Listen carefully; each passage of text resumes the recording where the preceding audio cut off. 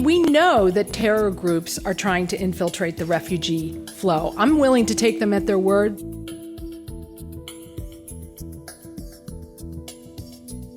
It does objectively happen to be true that there are dangers from some people in the Middle East that are different and in many ways greater than dangers from people elsewhere. The truth is that even our fabulous screening system, which is supposedly better than anyone else's in the world, has made some mistakes before. Screening is impossible. Radicalization is increasingly something that happens in the West, among the second generation of Middle Eastern migrants, those who will be born here.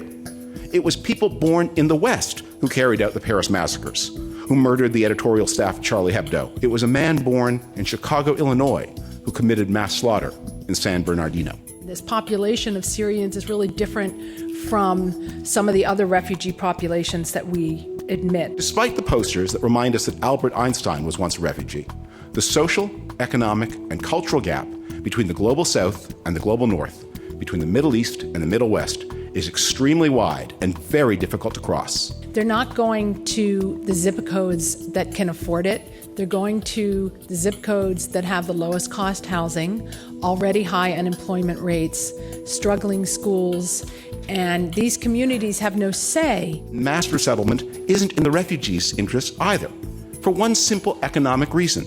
It costs about 13 times as much to resettle one refugee family in the United States as it does to resettle them closer to home. Which makes more sense for the money that we can allocate to this problem? To help 100,000 Syrians by bringing them here, or to help 1.2 million Syrians in Syria by giving the UN the money that it is asking for and desperately needs to help more Syrians in Syria? We have to acknowledge that our compassion has to be backed up by our wallets.